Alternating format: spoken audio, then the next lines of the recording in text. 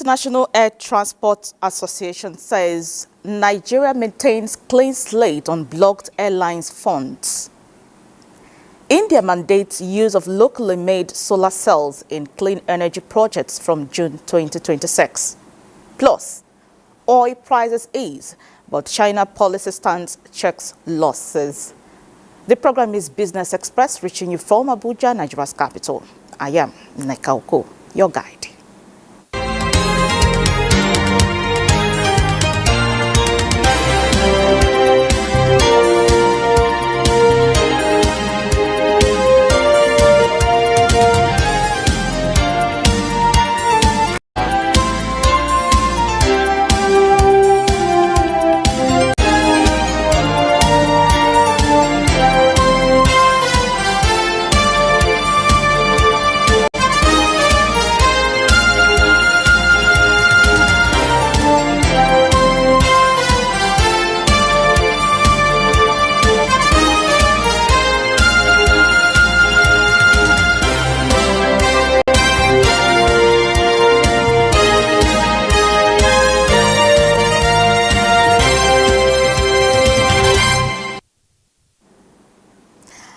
In a bid to ensure that small and medium enterprises, SMEs, understand and embrace the tax reform bills, a nationwide engagement exercise to discuss the implications and opportunities of the proposed tax reform bills with SMEs is commencing.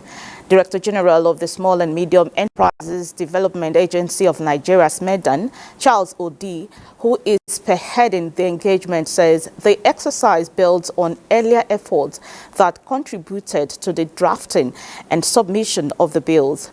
Its objective is to provide clarity, dispel misconceptions, and foster a better understanding among key stakeholders, including local administrators.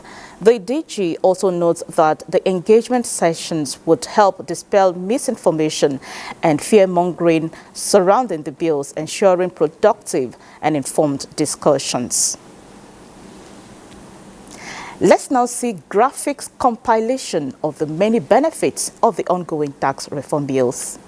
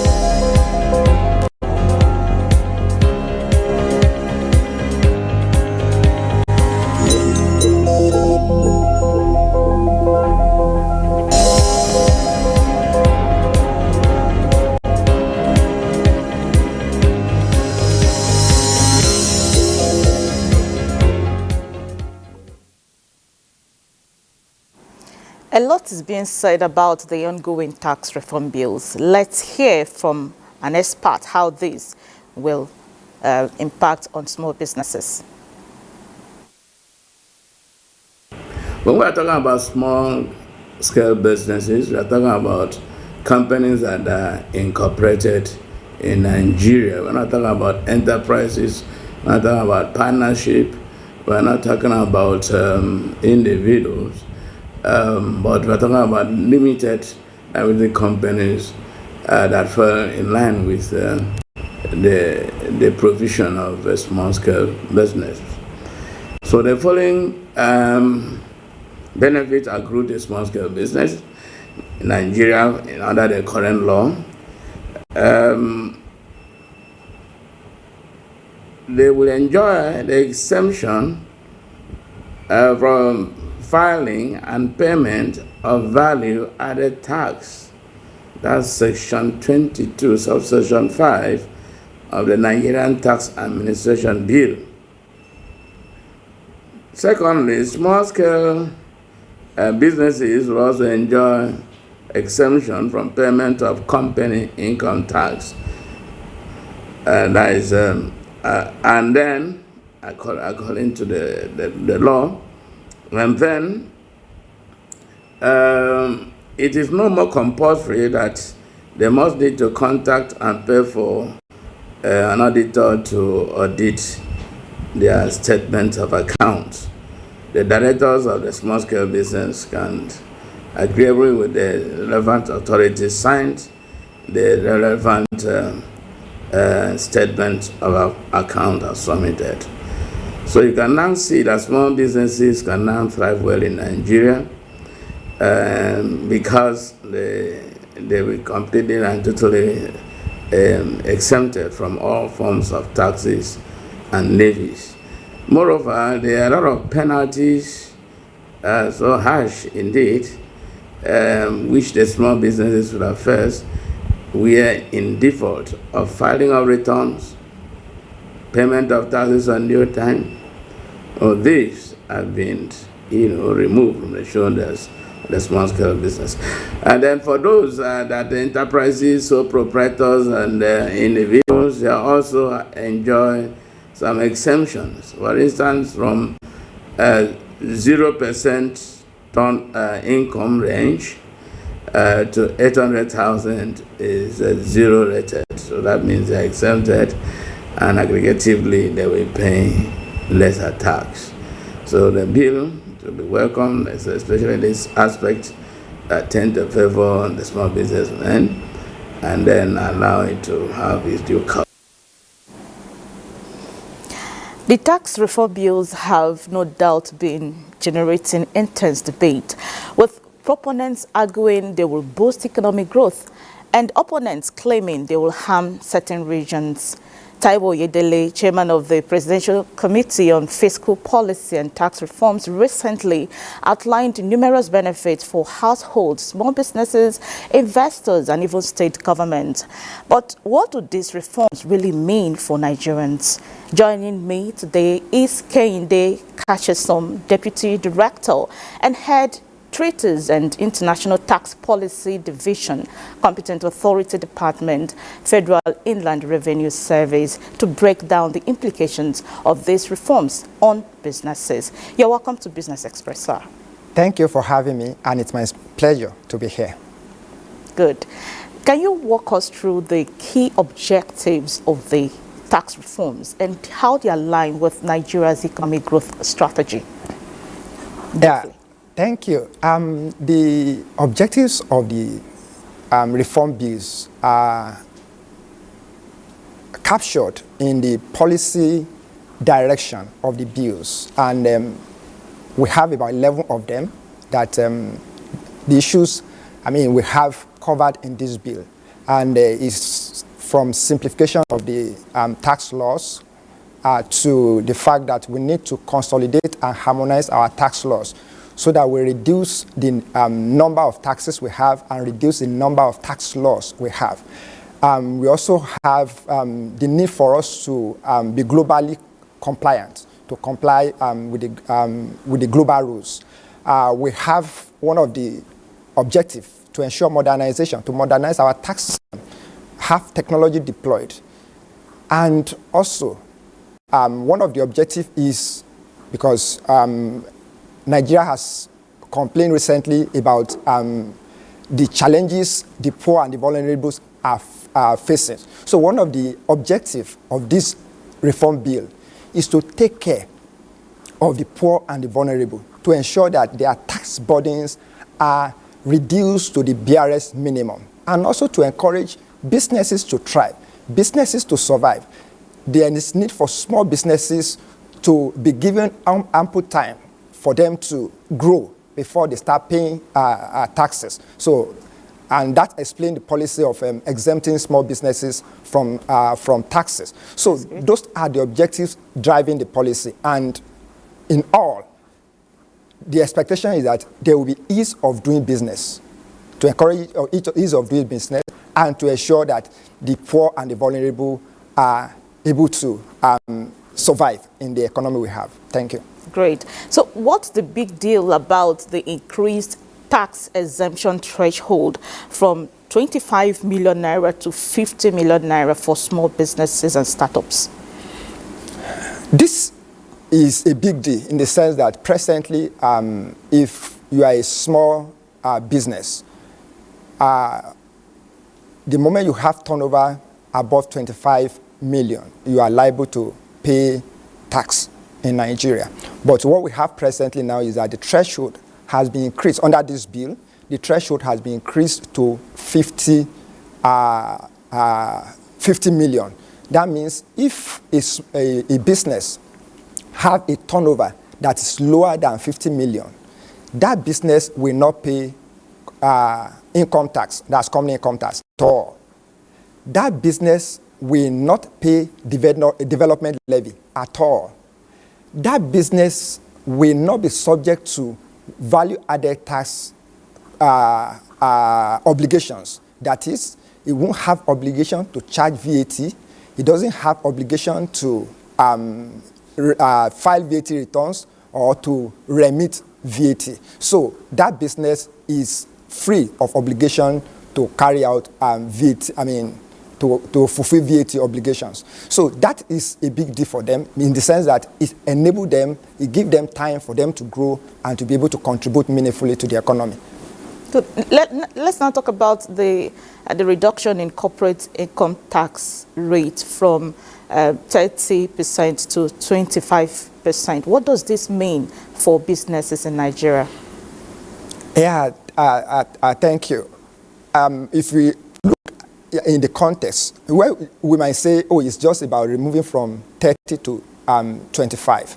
But if you also understand that there are also so many taxes they also pay, apart from the company income tax, there are so many taxes they pay, earmark taxes. They pay Naseni levy, tertiary education trust fund, so many taxes. Some of them are not even captured in the main laws. Some of them are captured in the small laws we have. So what these bills have done is, number one, as I said earlier, to harmonize the laws. So in harmonizing the law, we have just two principal income taxes for them to pay, which is now the company income tax and the development levy. And the company income tax is going to come down from 30% to 25% within 2 years. And 5% basis period is a huge difference. That translates to close to more than 15% reduction. That's more than 15% reduction in the tax they currently pay. And also the development levy will also reduce over the years. By 2020, is reducing to just 2%. So on the whole, by the time you add the two together, they are paying only 27%. And presently, if you add all the taxes they pay, it's actually more than 35%. So we are looking at a drop of close to 10% in the taxes they currently pay. I'm interested in hearing your thoughts on the provision allowing expense incurred by a startup within 6 years pre-commencement of business to be tax deductible. How do you think this will impact startups in Nigeria? Yeah, thank you. Prior to now, we know pre-incorporation for we tax men, when you incur expenses before you start your business, those expenses you incur are not deductible because the provision of the law states the expense under Section 24 of the current company income tax. It said the expense that is deductible is the expense that has been incurred in earning the profit that is taxable.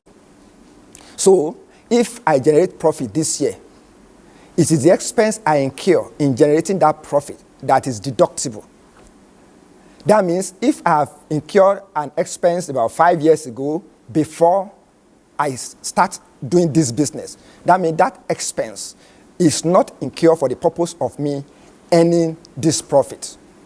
But what we have now in this bill, because that may seem not equitable, because if I have not incurred that expense 5 years, 4 years, 3 years ago, I might not be able to do the business I'm doing now, and I might not be able to generate the profit I'm generating now. And that explains why now, under this bill, those pre-operational expenses, those expenses you incur before you actually start, you commence the business, those expenses are now liable. Those expenses can be aggregated and deductible from income before you arrive at your taxable profit. That's great. So what kind of impact can businesses expect to see on their cash flow with the introduction of faster tax refunds? Thank you. Because when you are paying tax, you pay tax using your cash. So the moment the tax rate is reduced, that means the taxes you are going to pay is reduced. And when the tax you are going to pay is reduced, it increases the money in your hand as a business. It's also increase your profit that is distributable to your taxpayer. So the implication of this for businesses is that it will increase their cash flow, because the money that you have used in paying so and so amount of taxes will now be with the company, and it's available for them to reinvest. So what we are going to see is that they have more money to do more business, they have more money to invest, they have more money to make more profit, and at the long run, it's going to even benefit the economy, because the tax which we have collected now, it means we are allowing the business to continue to do more businesses with that money to make more income.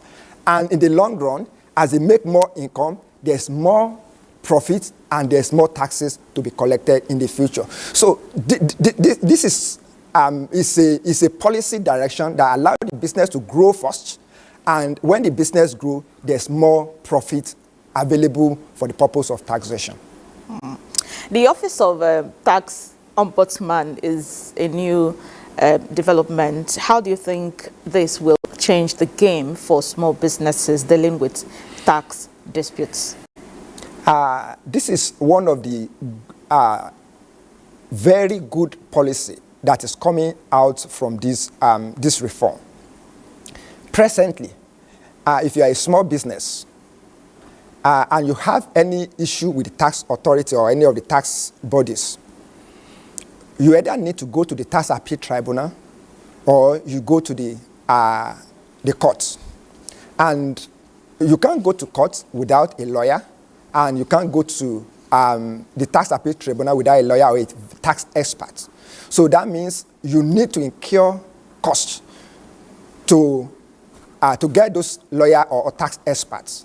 And that is a huge cost for businesses. And that is why presently most small businesses, when they have such issue, they keep quiet and lick their wounds. But what is applicable now is that there is a body that has been set up where those small businesses or those that are vulnerable can go to lay complaint about what they find unfavorable in the treatment that has been meted to them by revenue authorities. So he has given a voice to the taxpayer.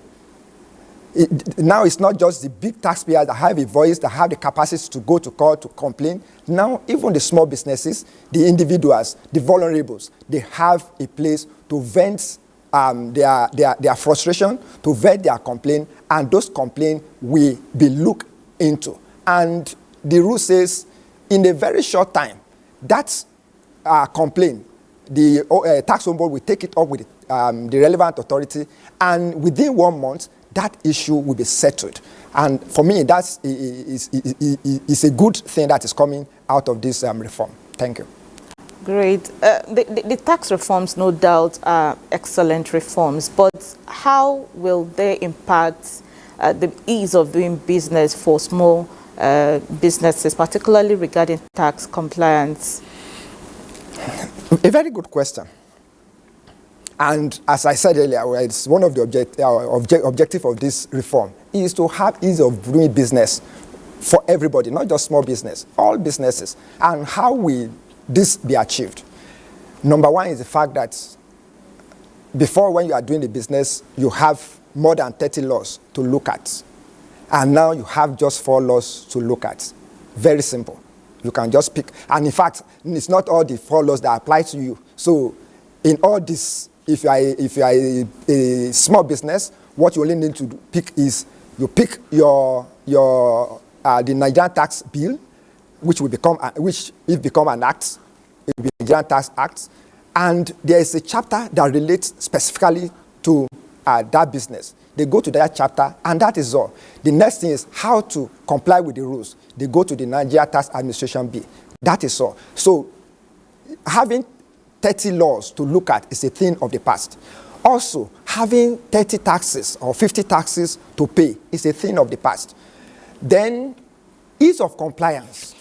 We are going to have ease of compliance. Now, before, a small business need to look for tax consultants, look for somebody to compute his taxes. But now, because the tax law is so simple, a small business or anyone can carry the tax law now and understand what is in there, and they can fulfill their tax obligation. This will reduce the cost they incur on complying with the tax laws.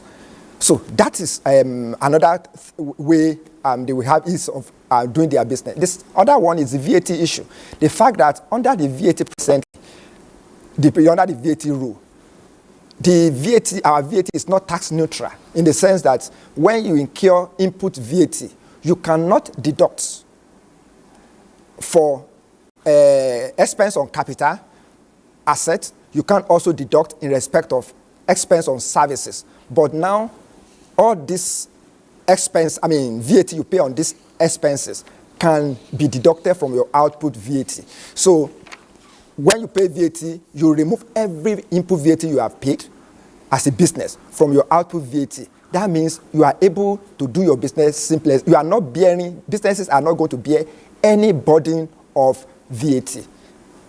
I must say a very big thank you to you, Mr. Kehinde Kajasom, for sharing your thoughts with us on the implications of the tax reform bills on businesses. Thank you very much, sir. Thank you. My pleasure to be here. All right. Moving on, European market set to open lower as positive sentiment vanishes. Let's now join Maria Do Zachary for an update. Hello, Maria. Hello, Naka.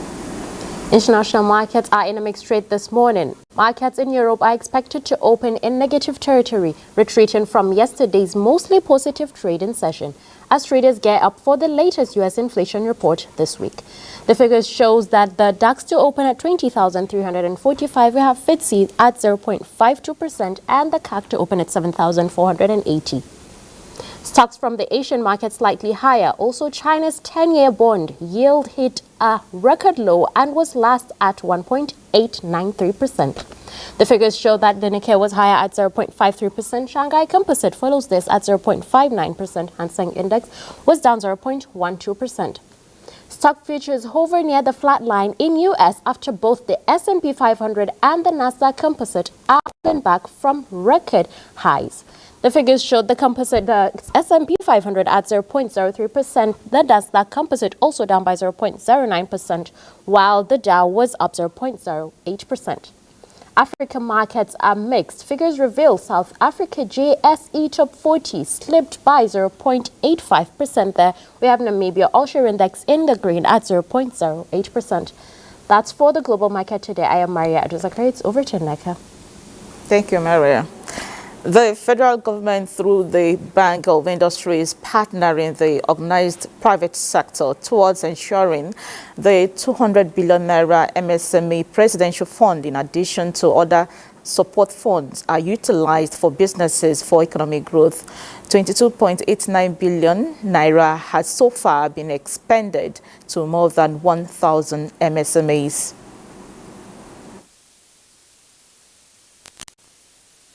How do we help MSMEs not only to develop products, how do we support them to access market, how do we support them to get financing at a rate that makes sense and over a period that also makes sense? The federal government gave us permission to increase the single obligor limit from 1 million to 5 billion naira per beneficiary, and of course we believe that this will generate a stronger impact. Well, this is where we end this edition of Business Express. We value your feedback. So keep the comments, observations, and suggestions coming. Be informed that all previous episodes are available on YouTube on the NTA's channel. Business Express returns on Wednesday at 3 p.m. I am Neka Oko.